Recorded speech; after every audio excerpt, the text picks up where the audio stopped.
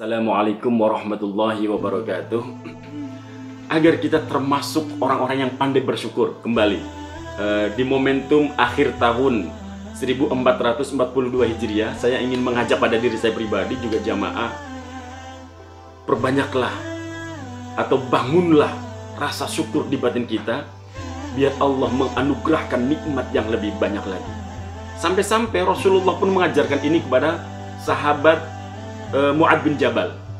Yang ini diajarkan untuk kita semua sejatinya. Diriwayatkan dalam sebuah hadis, an Mu'ad bin Jabal anna Rasulullah sallallahu alaihi wasallam akhadha biyadihi wa qala ya Mu'ad wallahi inni la uhibbuka. Wallahi inni la uhibbuka. Nah, suatu saat diceritakan Rasulullah sallallahu alaihi wasallam memegang tangannya sahabat Mu'ad bin Jabal seraya berucap, "Hai Mu'ad, demi Allah, sungguh aku benar-benar mencintaimu."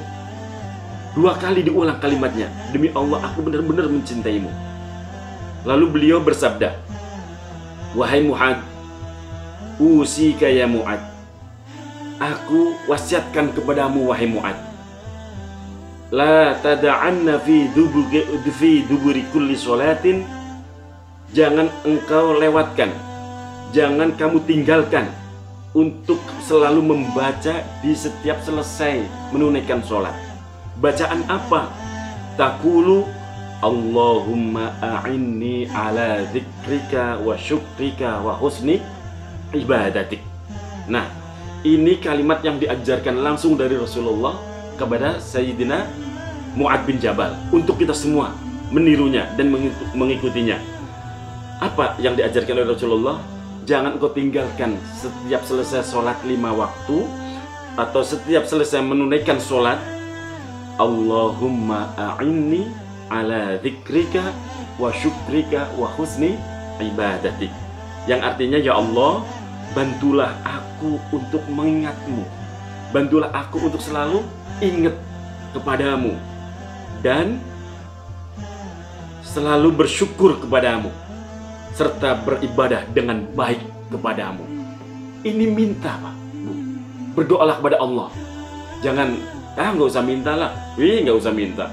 Minta saja kita kadang, kalau kitanya nggak hadirul qalb, khudurul qalb, itu kadang belum tentu diijabah, apalagi nggak minta. Tapi Allah Maha Sayang. Kadang kita nggak minta malah dikasih. Tapi tetap bagian dari ibadah, kita minta sama Allah.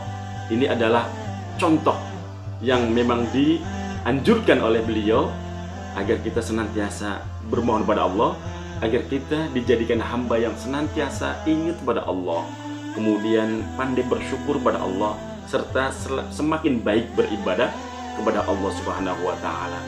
Nah, jamaah yang dimuliakan Allah Subhanahu wa Ta'ala, maka kemudian sahabat Mu'ad ketika diwasiatin seperti ini, wa ausa bidzalika Mu'ad as-Sunabikhiyya wa ausa bihi as-Sunabikhiyyu Aba Abdurrahman. Maka kemudian Mu'ad pun juga mewasiatkan hal itu kepada as-Sunabikhi, dan as-Sunabikhi mewasiatkan kepada Abu Abdurrahman. Artinya apa? Selalu kemudian diajarkan kepada orang-orang di sekitarnya dan orang sesudahnya.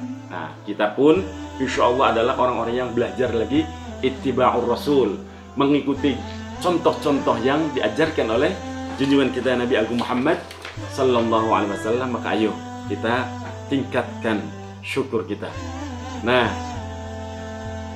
untuk menambah rasa nikmatnya kita memahami rasa syukur, saya coba nukilkan ya, bapak-bapak yang dimuliakan Allah Subhanahu wa Ta'ala, dalam kitab Madarijus Salihin Sarah Manajis Sairin yang disusun oleh Ibnu Qayyim Az-Zawji, beliau menjelaskan yang disebut syukur apa sih? Syukur itu kesinambungan antara hati untuk mencintai sang pemberi nikmat, kesinambungan anggota badan untuk mentaati, dan kesinambungan lisan mengingat dan memuji Allah Subhanahu wa Ta'ala. Ini penting, Pak. Coba, bahasanya indah loh. Para pecinta Allah, para kekasih-kekasih Allah, ketika mengungkapkan ungkapan syukur itu indah dan layak kita jadikan rujukan. Sekali lagi, kata beliau Imam Ibnu Qayyim atau Ibnu Qayyim Az-Zawji, beliau mengatakan yang disebut syukur itu apa sih?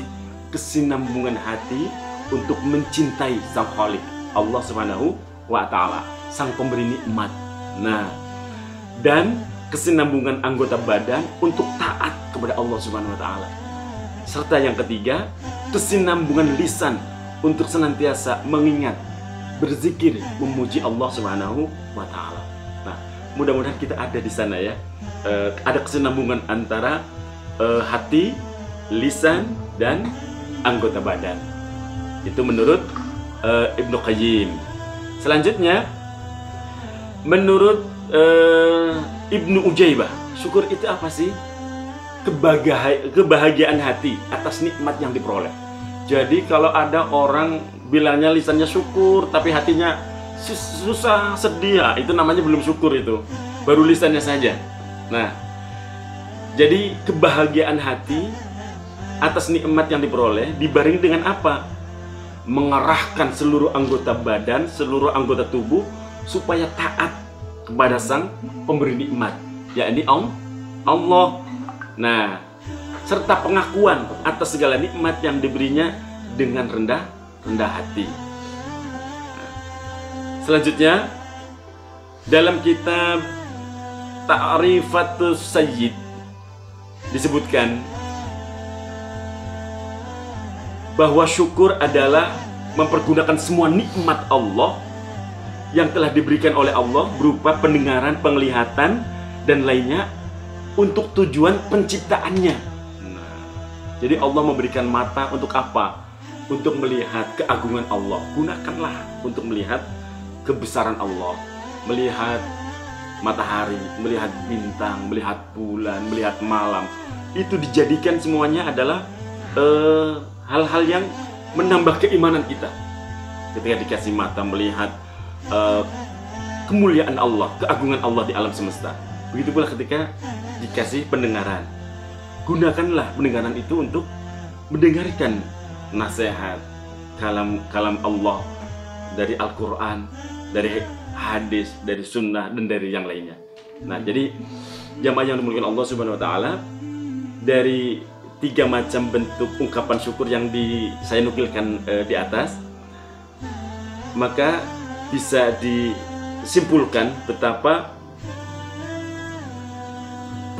kesinambungan hati dan seluruh anggota badan mencintai Allah itu suatu keharusan dalam mengungkapkan rasa syukur, serta pengakuan bahwa seluruh nikmat karunia itu bersumber dari Allah. Dan yang ketiga adalah tidak hanya harta, benda, kesehatan, keimanan, dan lain-lain. Seluruh anggota badan adalah juga nikmat dan karunia Allah Subhanahu wa Ta'ala. Jadi jangan berpikir kalau yang namanya nikmat itu ya materi, yang namanya nikmat itu kalau lagi sehat, kalau banyak uang, gitu kan.